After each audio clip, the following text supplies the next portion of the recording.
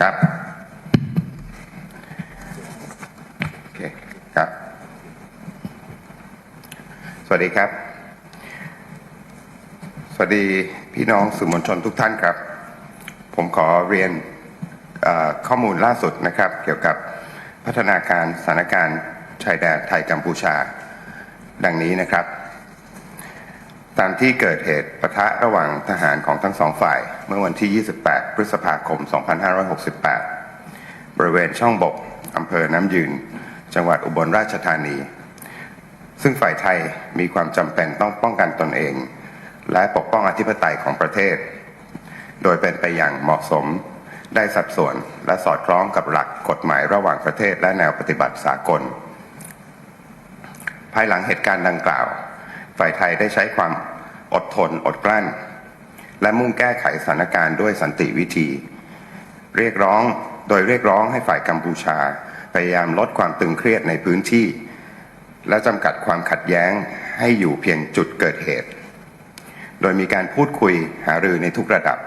ทั้งระดับนายกรัฐมนตรีรัฐมนตรีว่าการกระทรวงการต่างประเทศรัฐมนตรีว่าการกระทรวงกลาโหมและกองทัพบกของทั้งสองประเทศบนพื้นฐานของความสุจริตใจ in good faith และความสัมพันธ์ที่ดีระหว่างไทยกับกัมพูชาในฐานะประเทศเพื่อนบ้านและประเทศสมาชิกอาเซียนซึ่งทั้งสองฝ่ายก็เห็นพ้องแนวทางการแก้ไขปัญหาด้วยสันติวิธีโดยผ่านกลไกทวิภาคีที่มีอยู่แล้วมาโดยตลอดล่าสุดเมื่อวันที่ 5 มิถุนายน 2568 รองนายกรัฐมนตรีและรัฐมนตรีว่าการกระทรวงกลาโหมของทั้งสองประเทศได้พบหารือกันที่จังหวัดสระแก้วเพื่อหาทางออกร่วมกันโดยฝ่ายไทยได้ย้ำอีกครั้งถึงความจำเป็นในการลดระดับความตึงเครียดบริเวณชายแดนและเสนอให้มีการปรับกำลังทหารให้เป็นไปตามแนวทางปฏิบัติเดิมก่อนเกิดเหตุขัดแย้งเพื่อลดโอกาสการปะทะทางทหารซึ่งจะส่งผลกระทบต่อประชาชนทั้งสองประเทศอย่างไรก็ตามเป็นที่น่าเสียดายที่ฝ่ายกัมพูชาได้ปฏิเสธทันทีต่อข้อเสนอในการปรับกำลังและยังมีการเสริมกำลังทหารในพื้นที่ชายแดนอย่างต่อเนื่องและปฏิเสธที่จะปฏิบัติตาม MOU ปี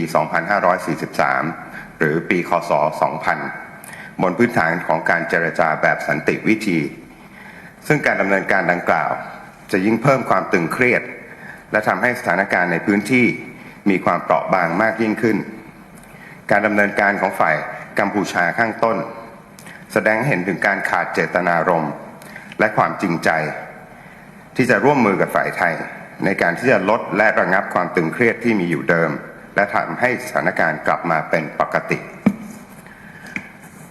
ดังนั้นเป็นไปตามมติที่ประชุมสภาความมั่นคงแห่งชาติเมื่อวันที่ 6 มิถุนายน 2568 และเพื่อเป็นการรักษาความมั่นคงและความปลอดภัยแก่ประชาชนไทยตามแนวชายแดนฝ่ายไทยจึงจำเป็นต้องพิจารณาใช้มาตรการควบคุมการเปิดปิดจุดผ่านแดนไทยกัมพูชาโดยที่ประชุมสภาความมั่นคงแห่งชาติได้มอบหมายให้กองทัพภาคที่ 1และกองทัพภาคที่ 2รวมถึงกองกำลังจันทบุรีตราดโดยที่ประชุมสภาความมั่นคงแห่งชาติได้มอบหมายให้กองทัพภาคที่ 1และกองทัพภาคที่ 2เป็นผู้กำหนดมาตรการหลักเกณฑ์วิธีและเงื่อนไขหรือเงื่อนเวลาที่จำเป็นและเหมาะสมในการผ่านแดน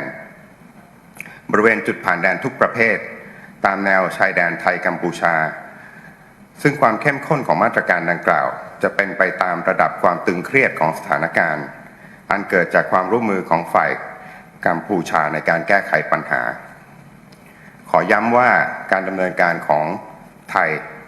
มีวัตถุ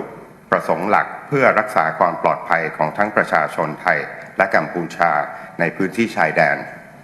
และความสงบเรียบร้อยตลอดแนวชายแดนไทยกัมพูชาโดยฝ่ายไทยจะคำนึงและระมัดระวัง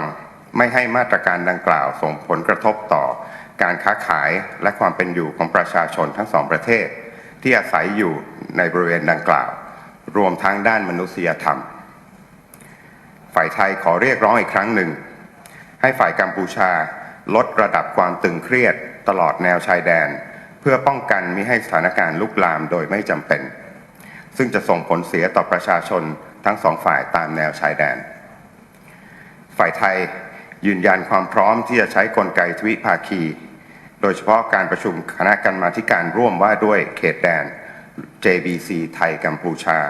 ซึ่งมีกำหนดจัดขึ้นในวันที่ 14 มิถุนายนนี้รวมถึงกลไกทวิภาคีอื่นๆที่มีอยู่เพื่อหาทางออกร่วมกันอย่างสันติบนพื้นฐานของความเคารพและความจริงใจต่อกันเพื่อให้ชายแดนไทยกัมพูชากลับไปสู่ความสงบสุขเพื่อประโยชน์ของประชาชนทั้งสองประเทศครับ And now I shall provide the said press statement in English. Good afternoon, members of the media, and thank you for coming today to the press conference, which I'll be updating you on the latest information on developments on the Thai-Cambodian border situation. Regarding the clash that occurred between the soldiers from both sides on the 28th of May 2025 at Chongbok, Nam Yuen District, Ubon Ratchathani Province, the Thai side was compelled to act in self-defense in the protection of sovereignty of our country, which was appropriate, proportionate, and in accordance with international law and practices. Following the said incident, the Thai side has exercised utmost restraint and focused on resolving the situation peacefully by calling on the Cambodian side to exert all efforts to reduce and contain tensions in the area, with discussions taking place at all levels, including at the level of Prime Minister, Minister of Foreign Affairs, Minister of Defense, and the armed forces of both countries, based in good faith and on good relations between Thailand and Cambodia as neighboring countries and fellow ASEAN members. Both sides agreed to this approach towards a peaceful solution through existing bilateral mechanisms that have been used all along. Most recently, on the 5th of June 2025, the Deputy Prime Minister and Minister of Defense of both countries met in Sakao Province to jointly find a solution. The Thai side reiterated the need to reduce the level of tension on the border and proposed an adjustment in troops, which would follow the existing guidelines prior to the conflict in order to reduce the chance of military clashes, which would impact the people of both countries. It was unfortunate that the Cambodian side immediately rejected the offer to adjust its forces and had instead continued to reinforce its troops in the border area, refusing to comply with the Memorandum of Understanding of 2000 on the basis of peaceful negotiations. These actions taken by the Cambodian side will further increase tensions and cause the situation in the area to become even more fragile, which reflects a lack of good intentions and of good faith to cooperate with the Thai side in reducing and quelling existing tensions so that the situation can return to normal. Therefore, in accordance with the decision of the National Security Council of Thailand, and in order to maintain the security and safety of the Thai people along the border, the Thai side is compelled to act and instate the use of relevant measures related to the control of movement at the Thai-Cambodian border crossing. As such, the National Security Council has given authority to the 1st Army Area and the 2nd Army Area, the Chantaburi and Drat Border Defense Command, to determine the necessary and appropriate measures, criteria, methods, conditions, and timeframes for crossing the border at all types of border crossing along the Thai-Cambodian border. The severity of the measures will be in accordance with the level of tensions and the level of cooperation extended by the Cambodian side in resolving the issue. It should be underlined that the main objectives of the actions taken by the Thai side is to maintain the safety of both Thai and Cambodian people in the border area, and to maintain peace and order along the Thai-Cambodian border. The Thai side will take into consideration the necessary care to ensure that any measures will not impact trade and the livelihood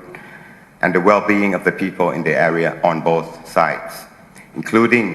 the humanitarian dimension. The Thai side once again calls on the Cambodian side to reduce the level of tensions along the border to prevent the situation from escalating unnecessarily, which will have negative impacts on the people on both sides along the border. The Thai side reaffirms its readiness to use bilateral mechanisms, especially the meeting of the Thailand-Cambodia Joint Boundary Commission, or the JBC, scheduled for the 14th of June, as well as other existing bilateral mechanisms to find a peaceful solution based on mutual respect and good faith in order to return the Thai-Cambodian border to normalcy for the benefit of the people of both countries. And that ends my press statement. อันนี้ก็เป็นแถลงข่าวของวันนี้นะครับเกี่ยวกับพัฒนาการสถานการณ์ชายแดนไทยกัมพูชานะครับวันเสาร์ที่ 7 มิถุนายน 2568 ผมจะให้มีคำถามหนึ่งคำถามจากท่านสื่อมวลชนนะครับโดยที่เวลาเรามีจำกัดมีท่านใดประสงค์จะถามไหมครับขอแจ้งที่มาของสื่อด้วยครับครับผมจากวิทยุประเทศไทยนะครับก็อยากขอสอบถามนะครับในทางกองทัพทางกลาโหมครับว่าท่านรองนายกรัฐมนตรีและรัฐมนตรีว่าการกระทรวงกลาโหมครับได้มีข้อกำชับหรือสั่งการอะไรพิเศษเพื่อดูแลตรงนี้ไหมฮะแล้วก็ได้มีการดำเนินการในด้านใดไปแล้วบ้างครับครับผมขออนุญาตส่งให้ท่านโฆษกกระทรวงกลาโหมครับขอบคุณครับค่ะก็ต้องกราบเรียนอย่างนี้นะคะว่าในทางกระทรวงกลาโหมนะคะก็มีหน้าที่รับและดำเนินการตามนโยบายของท่านรองนายกรัฐมนตรีและรัฐมนตรีว่าการกระทรวงกลาโหมนะคะซึ่งที่ผ่านมาเนี่ยท่านไม่ได้ละเลยนะคะหากแต่ท่านเนี่ยได้อดทนและพยายามใช้การเจรจาอย่างสันติวิธีนะคะและมากไปกว่านั้นก็ยังได้กำชับหน่วยในพื้นที่ให้เฝ้าระวังไม่ให้เกิดการรุกรานเพิ่มขึ้นอันเด็ดขาดนะคะแต่ทั้งนี้ทั้งนั้นเนี่ยในกระบวนการความพยายามที่ผ่านมากลับได้รับการตอบสนองไม่เป็นทางบวกเลยนะคะก็เลยมีการจะต้องปรับมาตรการต่างๆนะคะโดยล่าสุดทางสมช.นะคะหรือสภาความมั่นคงแห่งประเทศไทยได้มีมตินะคะได้มอบหมายให้ทางกองทัพบกเป็นผู้รับผิดชอบในการนำแผนไปปฏิบัติต่อค่ะดังนั้นเดี๋ยวตรงนี้นะคะจะขอให้ทางโฆษกกองทัพบกนะคะได้อธิบายชี้แจงเพิ่มเติมค่ะขอบคุณค่ะ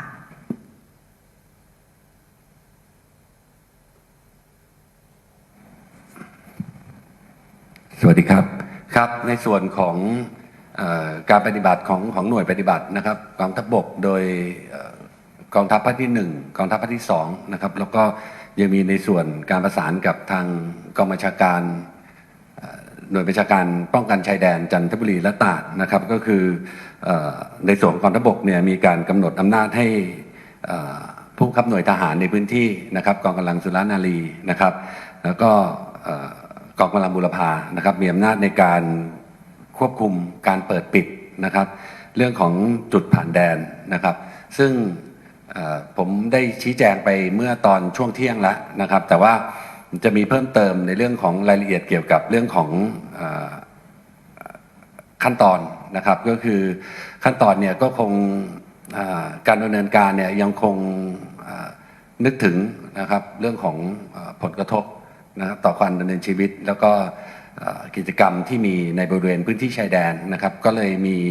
ให้แต่ละหน่วยได้พิจารณานะครับเรื่องของขั้นตอน อาจจะมีอยู่ 4 ขั้นตอนนะครับแล้วก็เริ่มไปแต่ละจุดอาจจะไม่เหมือนกันนะครับในขั้นตอนแรกเนี่ยจะเป็นเรื่องของการ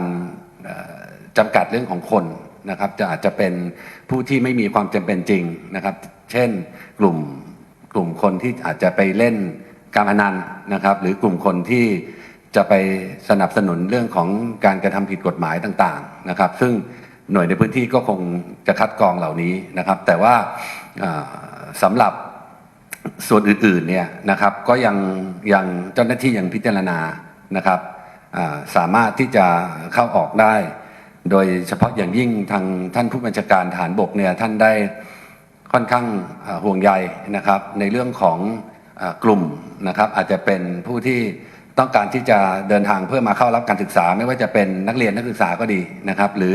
อาจจะเป็นกลุ่มคนที่อาจจะต้องมีการเข้าออกเกี่ยวข้องกับเรื่องของการรักษาพยาบาลโดยเฉพาะคนชรานะครับซึ่งตรงนี้ท่านผู้บัญชาการทหารบกได้เน้นย้ำเป็นพิเศษเลยนะครับไป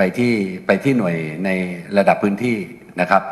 ต่อไปในส่วนของในขั้นที่2เนี่ยจะเป็นลักษณะของการควบคุมเรื่องเวลานะครับอาจจะกำหนดช่วงเวลามีการกำหนดช่วงเวลาอาจจะไม่ได้เปิดตลอดหรือเวลาเดิมที่เปิดอยู่นั้นอาจจะมีช่วงเวลาที่ยาวคราวนี้อาจจะสั้นนะครับให้มีความจำเป็นจริงนะครับเท่านั้นนะครับหรือไม่อาจจะมีการพิจารณาในเรื่องของบางจุดที่ไม่จำเป็นนะครับหรือบางจุดที่มีการกระทำผิดกฎหมายบ่อยๆนะเช่นการรับลอบนำเข้าสินค้าอะไรต่างๆซึ่งตรงนี้อาจจะมีการพิจารณา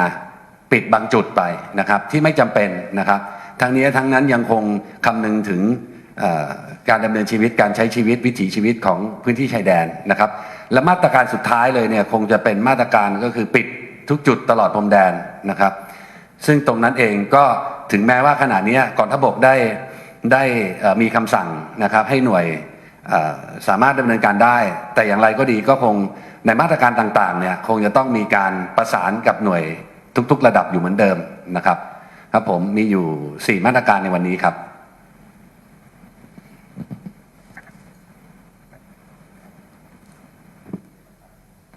ขอบคุณมากนะครับก็เป็นมีอีกหนึ่งคำถามจากบางกอกโพสต์นะครับผมขอสอบถามกระทรวงการต่างประเทศนิดนึงนะครับว่าสุดท้ายแล้วว่า JBC ยังมีอยู่ใช่ไหมฮะการประชุม JBC มีครับขอบคุณครับถามว่า JBC ยังมีอยู่ไหมคำตอบคือมีครับอย่างที่ผมได้แถลงในแถลงข่าวผมไปเมื่อสักครู่นี้นะครับเรายังคงประสงค์แล้วก็หวังเป็นอย่างยิ่งว่าเราจะมีการประชุม JBC ตอนนี้ก็เชียร์ไว้ที่วันที่14เดือนนี้นะครับก็อย่างที่ได้พูดไปแล้วเราหวังว่าจะเป็นการเจรจาอย่าง in good faith นะครับด้วยความจริงใจนะครับก็ในชั้นนี้ทุกอย่างก็เป็นไปตามกำหนดที่จะมีการประชุมนะครับเชิญครับ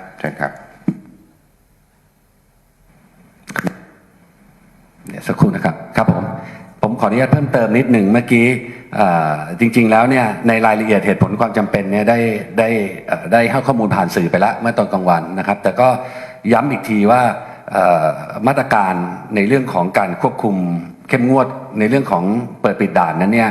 จริงๆแล้วมีที่มาที่ไปที่สำคัญที่สุดเลยก็คือเรื่องของความปลอดภัย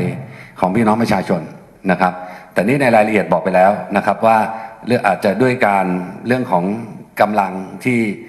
ข้อมูลทางด้านการข่าวเลยก็ดีเพราะนั้นตรงนี้อยากจะทำความเข้าใจกับพี่น้องประชาชนว่ามันในมุมของความมั่นคงเนี่ยจำเป็นจริงๆนะครับที่จะต้องพิจารณาเพราะ1ชีวิตคือความสำคัญมากครับกับในมุมมองของเจ้าหน้าที่ทหารนะครับขอบคุณครับ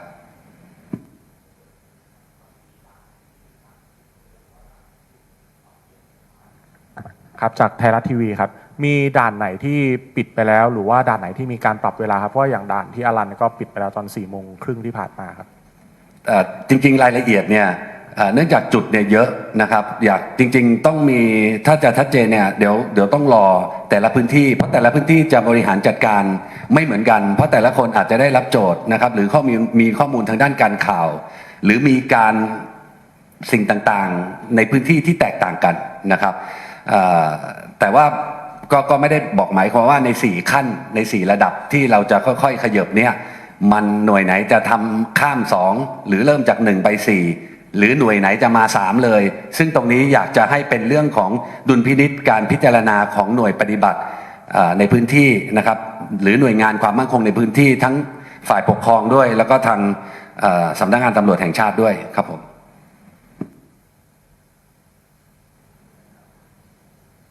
โอเคนะครับก็ขอขอบคุณทุกท่านที่มาร่วมฟังในวันนี้นะครับขอบคุณครับสวัสดีครับ